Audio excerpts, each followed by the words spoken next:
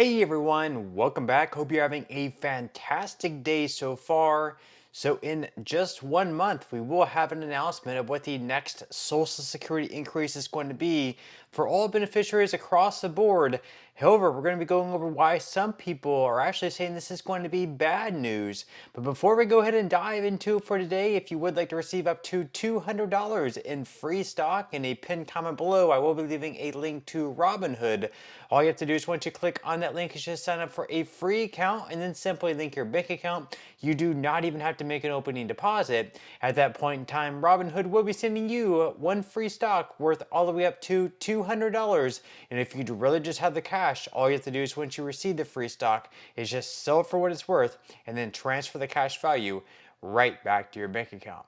Okay, so before we get into the cost of living adjustment increase that's going to be coming up and why some people are actually saying that's bad news, we are first going to dive into the policy differences between Kamala Harris and Donald Trump. Of course, they do have their first debate coming up in just 4 days. It is going to be very interesting to see how both of those look head to head in a debate.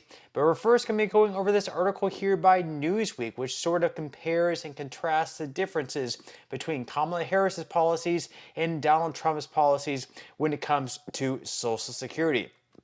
So diving right into it, they say that Vice President Kamala Harris and former President Donald Trump, respectively, the Democratic and Republican presidential nominees, have both made promises about Social Security benefits for the American people.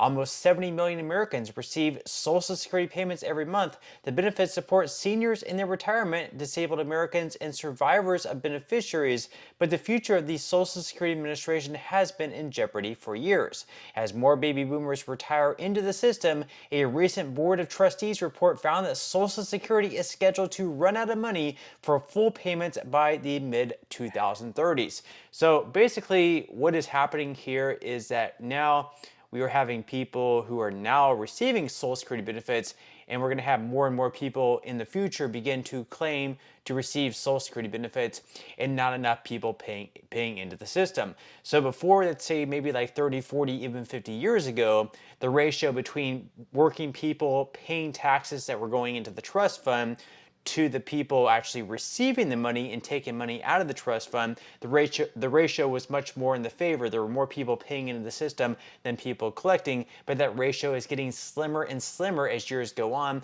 because, quite frankly, people are just not having kids. We're not having enough immigrants come into the country to pay into the trust fund via taxes and things like that. So obviously something needs to be done. We need to find a way to have more money come into the system, whether that's, people having more children, more workers, or bringing in more immigrants, or they need another way to bring more money into the system so they can actually raise the tax rate in which you pay taxes on. So right now, if you're an employee, you pay 6.2% out of each paycheck, and that money goes into the trust fund, and your employer matches that also at 6.2%. They could raise it up to maybe like 7 or 8%. That way we have 16% going into the trust fund. That way we have more money flowing into the trust fund.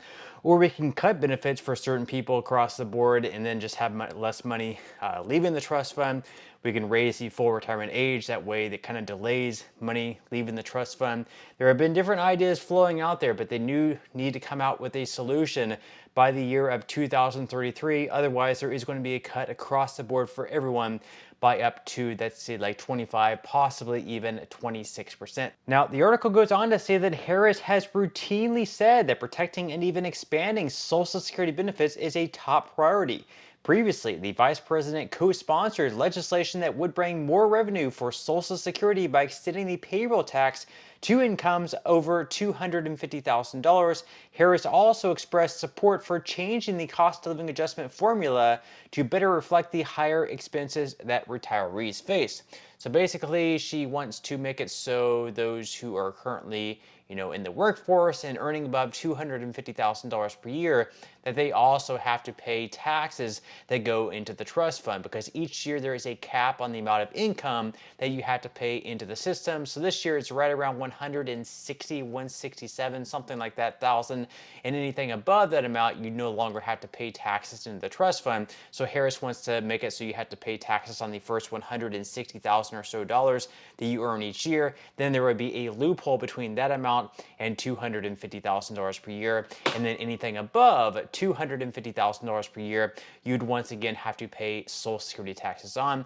And then, of course, she also says that she wants to change the cost of living adjustment formula over to the CPIE, whereas right now the CPIW much more closely reflects the expenses that people are currently in the workforce are usually spending on, whereas the CPIE much more closely tracks things that you would spend on if you were retired, like healthcare expenses and other things like that. Now, as far as Trump's policies go, Trump did say that I will never do anything that will jeopardize or hurt Social Security or Medicare. The article goes on to say that still, Ryan said that Trump's proposed tax cut could indirectly affect Social Security's revenues. His plan to eliminate taxes on Social Security benefits might sound appealing, but let's be real, it will likely just worsen the system's long-term funding challenges.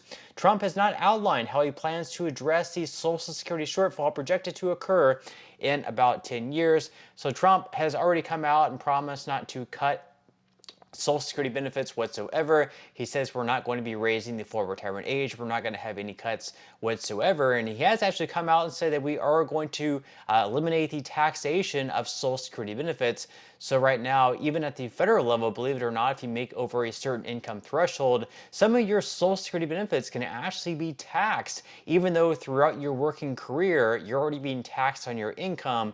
And that tax on your income is then going into the trust fund, which you should then get out at a later date. And then they're going to tax the money once again. So it's sort of double taxation. But what they're saying there is if we do eliminate taxes on Social Security benefits, well, guess what? That's going to be even less money coming back into the trust fund to pay out once again. So if we eliminate the taxation of Social Security benefits, the shortfall, the solvency date at which the trust fund is going to be going insolvent is going to speed up that much sooner. So instead of looking at like 2033, we might be looking at like 2031. Okay, so moving on to our next story. Of course, in October, in just a couple of months, we are going to know what the cost of living adjustment is going to be, the increase, what that's going to be for all beneficiaries across the board. However, some people are actually saying this is bad news. So we're going to be going over exactly what they are saying. This is according to the Motley Fool. So they say that Social Security's annual cost of living adjustment are based on a subset of the consumer price index known as the CPIW. Specifically, the CPIW from the current year's third quarter is divided by the CPIW from the previous year's third quarter, and the percent increase becomes the COLA in the following year.